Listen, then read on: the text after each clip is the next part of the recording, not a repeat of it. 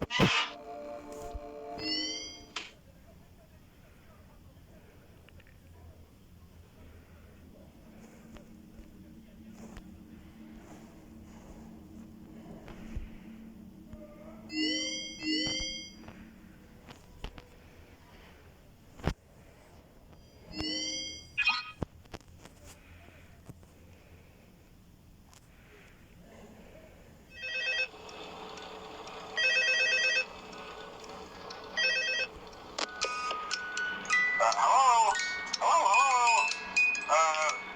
and welcome to your new summer job at the new and improved Freddy Fazbear's Pizza. I'm here to talk you through some of the things you can expect to see during your first week here and to help you get started down this new and exciting career path. Now, I want you to forget anything you may have heard about the old location, some people still have a somewhat negative impression of the company. That old restaurant was kind of left to rot for quite a while, but I want to reassure you, Fazbear Entertainment is committed to family fun and above all, safety. They've spent a small fortune on these new animatronics. Facial recognition, advanced mobility, they even let them walk around during the day. Isn't that neat? But most importantly, they're all tied into some kind of criminal database so they can detect a predator a mile away. Heck, we should be paying them to guard you. Now that being said, no new system is without its kinks. You're only the second guard to work at that location. The first guy finished his week but complained about conditions. We switched him over to the day shift. So, hey, lucky you, right? Mainly he expressed concern that certain characters seemed to move around at night and even attempted to get into his office. Now, from what we know, that should be impossible. That restaurant should be the safest place on Earth. So while our engineers don't really have an explanation for this, the working theory is that the robots were never given a proper night mode. So when it gets quiet, they think they're in the wrong room. So then they go try to find where the people are, and in this case, that's your office. So our temporary solution is this. There's a music box over by the prize counter, and it's rigged to be wound up remotely. So just every once in a while, switch over to the prize counter video feed and wind it up for a few seconds. It doesn't seem to affect all of the animatronics, but it does affect one of them. And as for the rest of them, we have an even easier solution. You see, there may be a minor glitch in the system, something about robots seeing you as an endoskeleton without his costume on and wanting to stuff you into a suit. So hey, we've given you an empty Freddy Fazbear head. Problem solved. You can put it on any time and leave it on for as long as you want. Eventually anything that wandered in will wander back out.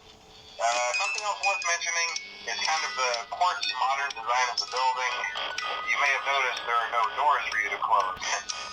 But hey, you have lights, and even though your flashlight can run out of power, the building cannot. So don't worry about the place going dark.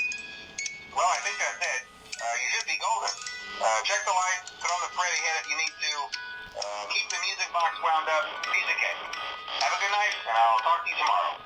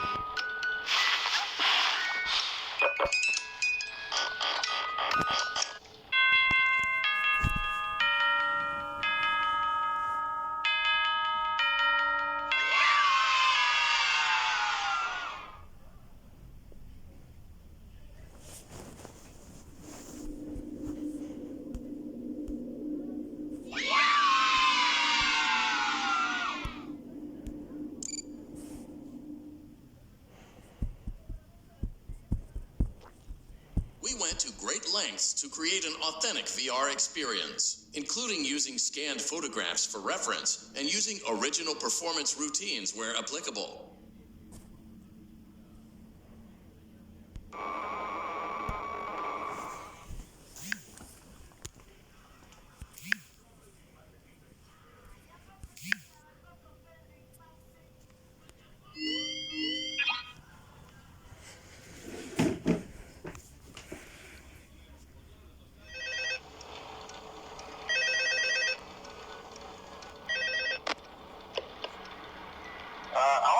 Hello? See, I told you your first night wouldn't be a problem. You're a natural.